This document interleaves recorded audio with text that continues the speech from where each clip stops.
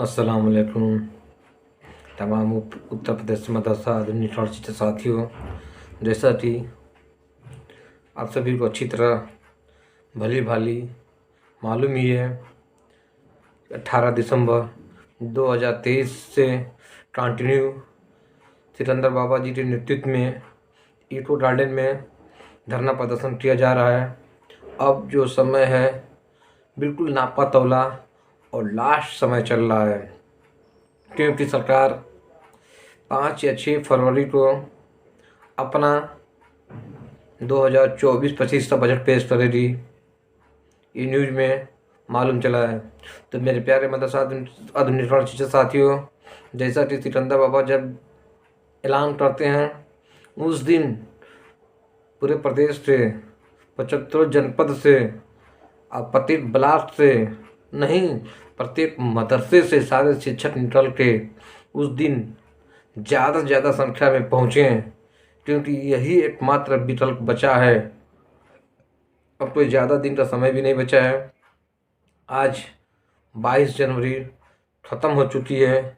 इसके बाद 8 दिन इसमें, 22 8 30, 8 दिन इसमें और 6 दिन उसमें, 8 6 14 दिन में पूरा क्लियर हो जाएगा। सरकार क्या दे रही क्या नहीं दे रही। तो मेरे प्यारे शिक्षक साथियों, सरकार के ऊपर जितना ज़्यादा से ज़्यादा दबाव बनाया जा सके, यही आपके पास कुल मिला के गिना चुना 14 दिन का समय बचा है। तो मेरे प्यारे शिक्षक साथियों, सिकंदर बाबा के धरना को ज़्यादा से ज़्यादा मजबूती और कामयाब करें। और एक अहम बात मैं आपको बता देना चाहता हूँ कि जो कमर सिद्दीन हसन नकवी जी थे, जिन्होंने 2018 में सुप्रीम कोर्ट में रिट दाखिल की थी, बहुत दुर्भाग्यपूर्ण रहा कि वो हमारे बीच में नहीं रहे। अल्लाह उनको जन्नत नसीब करे। लेकिन मेरे प्यारे शिक्षक साथियों, उन्होंने मदरसा आधुनिक शिक्षक साथियों के लिए 2018 में जो रिट दाखिल की थी, उन्होंने संजीवनी का काम किया था। लेकिन दुर्भाग्यपूर्ण रहा कि उस केस की पैरवी अच्छे से न हो सकी। तो मैं आपको बता देना चाहता हूँ, उस सुप्रीम कोर्ट में जो डेट पड़ी है 7 फरवरी 2024 डेट लगी है, उसमें ऑर्डर भी है कि अगर इस पर जो पिटीशन किया है उससे तरफ से कोई आता नहीं है तो ये केस खारिज किया जा सकता है।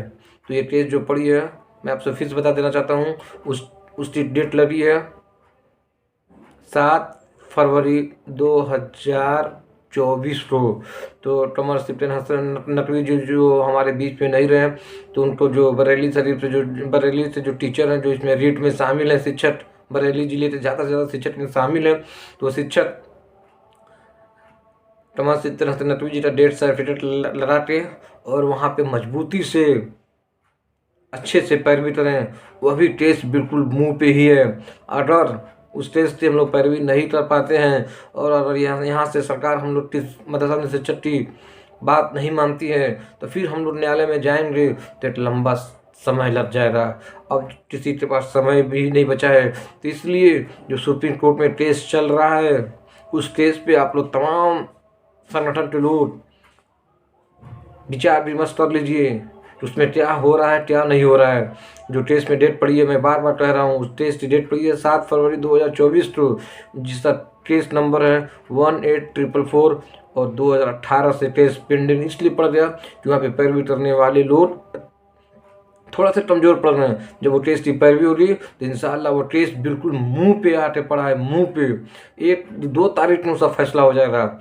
लेकिन केस पर भी बहुत ही ज़बरदस्त पैनी और ज़बरदस्त नज़र रखनी पड़ेगी, क्योंकि सरकार अगर कुछ भी 19-20 फैसला लेती है तो सीधा न्यायालय का रुख करना पड़ेगा। और एक रेट तो हमारी जो एजाज सर ने हाई कोर्ट में डाली थी, अगर उसका भी फैसला 19-20 होता है तो सुप्रीम कोर्ट का फैसला ही सर्वमान्य फैसला हो रहा है। इसलिए कि अब शिक्षकों के पास समय नहीं है, इसलिए मैं बार बार कह रहा हूँ कि जो रीट कमर सिद्दीन हसन नकवी जी ने डाली थी, उस रीट पे अब अच्छी से पैरवी करनी पड़ रही। वहाँ पे एक अच्छे से जो इस रीट में शिक्षक शामिल है और तमाम शिक्षक आपस में एकजुट मसौदा बना के उस रीट पे पैरवी करें।